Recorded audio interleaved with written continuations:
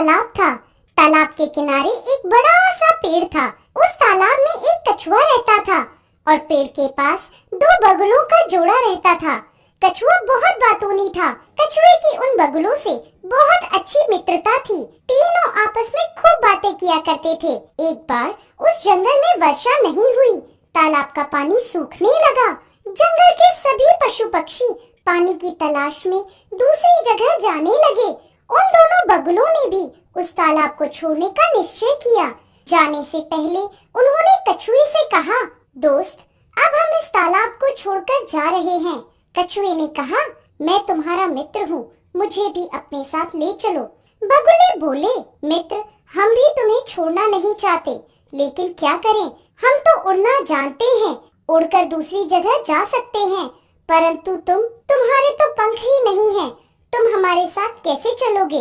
बगुलों की बात सुनकर कछुआ बोला, तुम कह तो सही रहे हो कि मैं उड़ नहीं सकता, लेकिन यदि तुम मुझे अपने साथ ले जाना चाहो तो मैं तुम्हें एक तरकीब बताता हूँ। बगुले बोले, हाँ हाँ, हम तुम्हें अपने साथ ले जाना चाहते हैं। कछुआ बोला, तो फिर एक काम करो, एक मजबूत सी लकड़ी लेकर आओ। तुम दोनों उसके किनारों को अपनी चोंच से पकड़ लेना और मैं लकड़ी को बीच से पकड़कर लटक जाऊंगा। इस प्रकार तुम मुझे भी अपने साथ उड़ाकर ले जा सकते हो।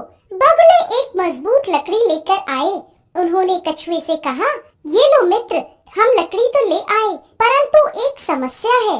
कछुआ बोला, समस्या? कैसी समस्या? बगुले बोले, मित्र, तुम ठहरे बातूनी, यदि तुमने मुंह खोला तो तुम गिरकर मर जाओगे, इसलिए तुम्हें हमसे एक वादा करना होगा कि तुम इस पूरी यात्रा में अपना मुंह बंद रखोगे। कछुए ने वादा कर लिया कि वो चुप रहेगा। बगुले लकड़ी के साथ कछुए को लेकर उड़ चले। अब वो आसमान में उड़ते जा रहे थे। तभी कछुए की नजर नीचे जमीन पर पड़ी, जहाँ बहुत से लोगों की भीड़ जमा थी। लोग आसमान में उड़ते दो बगुलों के साथ एक कछुए को देख रहे थे। उन्होंने ऐसा दृश्य पहले कभी नहीं देखा था। वो हंसते और तालियां बजाते। उन्हें हंसता हुआ देखकर कछुए को बड़ा आश्चर्य हुआ।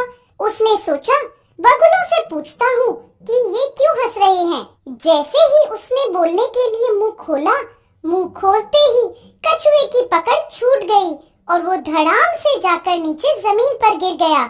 जमीन पर गिरने की चोट कछुआ सहन नहीं कर पाया और वो मर गया। दोस्तों, इसीलिए कहते हैं कि कोई भी काम करने से पहले हमें सोच समझ लेना चाहिए। बहुत